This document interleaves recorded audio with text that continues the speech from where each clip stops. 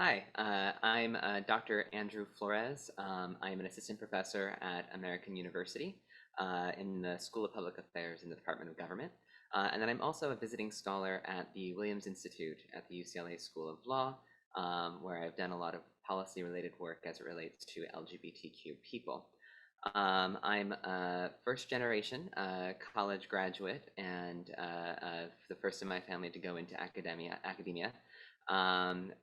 My research areas and focus in teaching revolve a lot around identity and politics, specifically as it relates to lesbian, gay, bisexual, and transgender populations, both within the United States, but then also abroad. And I've taught courses both at my current institution and at my previous institution relating to how we can think about identities within systems and systems of marginalization, and that there are macro as well as micro aspects to identity development, and that this dialogue is something that happens over time and through major events as well as minor events. So it's been a joy. I've taught just recently a course on LGBTQ politics and policy. In the past, I have taught courses on covering the political behaviors of different minority groups in the United States and what the research base has kind of shown about the distinctiveness of different groups and how we can put those groups into a bigger context as a dialogue of communities, resilience, and experiences. I've also taught courses in law and society and political behavior, always thinking about including the diversity that is the contemporary political science. So we do have, of course, the canon, but there are cutting edge and new studies that are covering populations that may not necessarily have been at the central focus of a good chunk of political science for a period of time. And so that means it's also an exciting time to be a part of this community of these emergent scholars who have a foothold now and have established themselves as uh, um, uh, um, well worthwhile to study both in the field, but then also because it's what the students also want to learn and study.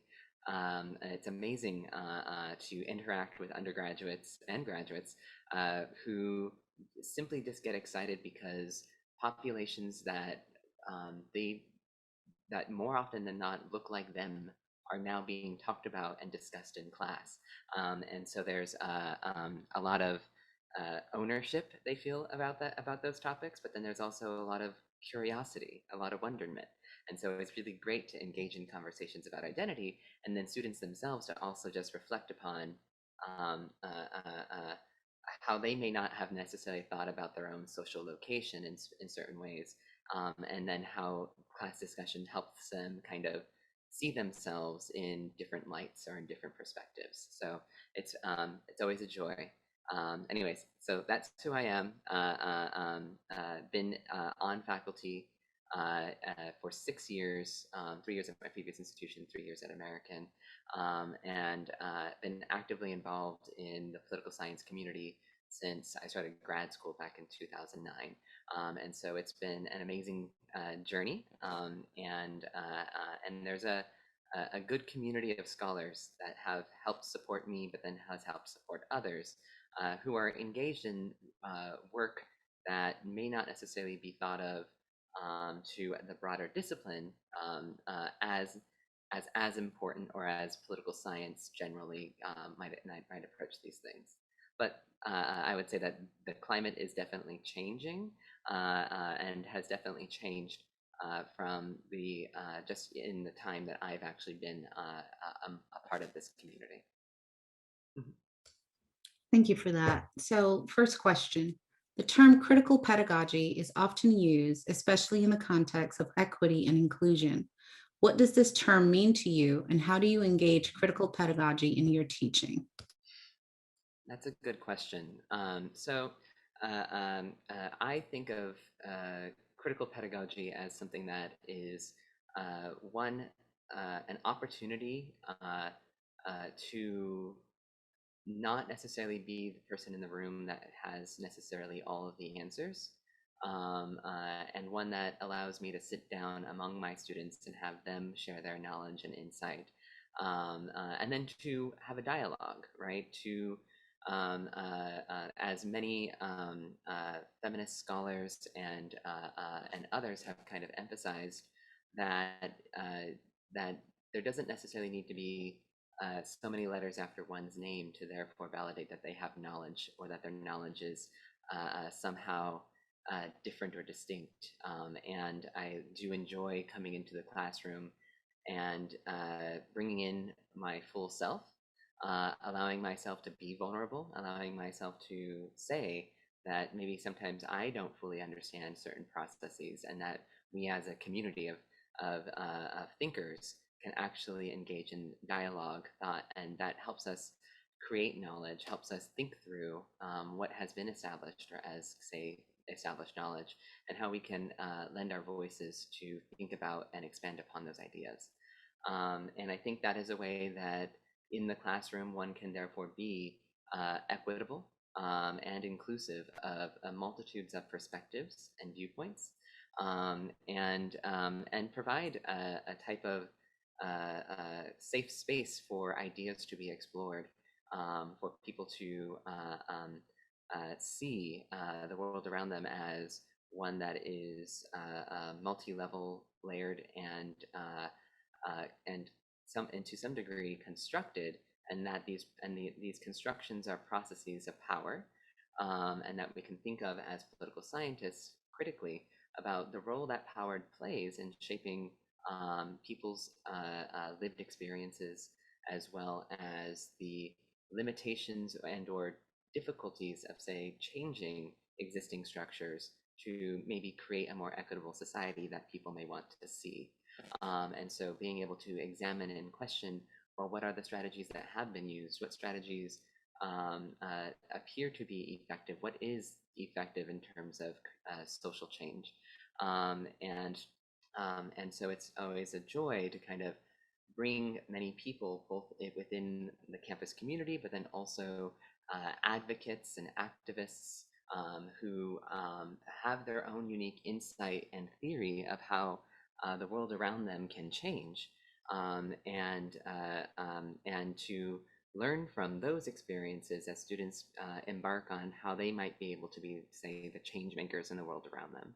So to me, I guess critical pedagogy, in my sense, is one in which we, of course, critically examine the world around us, but then to in that dialogue to make sure that it's not a specific point of view or not just a dominant perspective that is reflective of, say, political science, but of the diverse perspectives that can exist and can speak to a topic that to me goes beyond, say, the boundaries of political science, and allows us to think about how is it that other scholars and and advocates have also approached these questions, and how can their stories actually help us have a much more enriched understanding of the way in which identities get formed, how identities might become to be changed, and how people form coalition in order to sort of struggle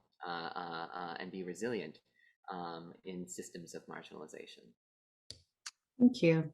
Question number two. Let's talk a bit about identity in the classroom, both yours and your students. How, as political scientists, do we address identity, race, class, gender, sexuality, et cetera, in our classrooms, both in terms of the materials we bring in and also how we encourage students to make connections and also see themselves? And how has identity influenced your decision to teach at a particular type of institution, for example? Yeah, thanks for that question. Um, well, I do believe that it is becoming far more common. I myself, as someone who constructs my syllabi, I do consider, who am I bringing to the table? Who are the academics and others that these students will read? And how is this descriptively representing the diversity of what it is that political scientists are, who political scientists are and can be? And so I do think about the gender identities, the sexualities, the racial ethnic backgrounds of the variety of scholars who have written on certain topics, and trying to make sure that the readings are diverse and inclusive, even if my students may not fully realize that when they're reading a specific author. That so when I put together the syllabus for LGBTQ politics and policy, we had numerous, especially emergent political scientists, who have a diversity of gender identity and sexuality, um, and making sure that their voices and their writings have entered into the discussion, and to enrich the classroom with that, with those in mind. So one that's been like a central feature of how I construct a course. And then I also hold on to the idea that it's really difficult to not be able to understand American politics without understanding the groups and identities and varieties of ways that institutions can marginalize specific populations. And so even in a course that may not necessarily be on its face something that one might consider as touching upon identities and groups, that I make that one of my central focuses of the course. So I used to teach, and will likely have the opportunity to teach in the future, a course on law and society, but I centered that course on the different ways that law is used as a tool to kind of prop up some kind of dominant norms, but then also can be used to therefore marginalize specific groups. And I centered that discussion mostly on race and ethnicity and the law in the United States. But I do touch upon gender as well as sexuality. And so there's quite the interconnections among all of these topics, and I think of it as a worthwhile way to critically examine, say, something like the law, that can approach it from a position of the way in which, say, social movements and systems can be challenged and therefore change, and to what extent can they change, and to what extent do these systems persist? So I find that to be an exciting way to think about the law, and my students walk away from that class with a much more critical perspective than simply having, say, key terms about different aspects of law, and how it relates to different social phenomena. So I very much enjoy not using, say, the standard traditional textbook, but somehow bringing in a dialogue and discussion that raises the voices of, say, different marginal groups, and centering, say, our inquiry, centering our questions around those groups. I know I'm talking a lot. So yeah, let me quickly finish this one, and then I'll move on. Um, so um, so of course, by those assignments and by those projects, that allows me to encourage my students to take a variety of perspectives and then to kind of see aspects of themselves reflected in course material. So my prior institution was located in Oakland, California, a huge location for struggle for racial justice, historically and even today. And so for students to kind of see the way that legal institutions have kind of structured Oakland the way it is, and then to kind of understand that their own social location is kind of informed by this history, right? And that our current environment is just history living itself out through these systems of power. So anyways, now I'm in DC, another place where there's a center for racial justice and other justice movements. And so it has definitely, and DC has a very large LGBT population per capita, and so I definitely feel myself as in the center of a community where the scholar advocate can kind of be active and help encourage ideas and the exchange of ideas. Thank you. I love how you talk about the scholar activists. That's a whole nother interview that we have to get to. So our final question Yeah. is, if you could offer a new professor a word on how to address equity, inclusion, and justice in your classroom, what would you offer? And what would you offer to a student? Um, so, uh, um, I mean, if it's only a word, then I think the word that I would embrace is vulnerability. It's we're all learning, and we're all understanding the world around us, and sometimes we need to acknowledge sometimes that conversations, especially with people who we may disagree with on some level, will create some kind of difficulty.